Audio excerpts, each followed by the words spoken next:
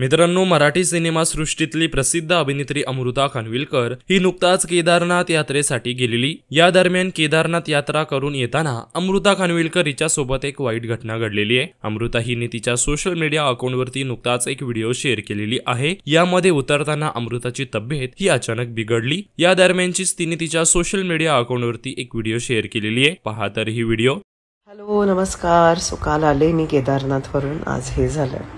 I have been very unwell last 2-3 days, पण मी डोलोनी काम चालवत होते। But I want to tell this to people who are going to Kedarnath. It is at 11,000 feet above sea level.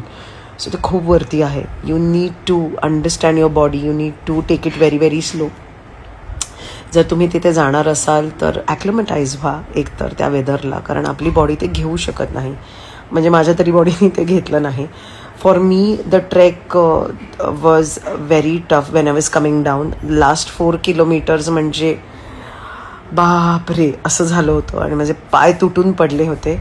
Body pain गेलं आहे, सगळं आहे. बट आय थिंक ते माउंटेन सिकनेस ज्याला म्हणतात ना, ते झालं आहे मला.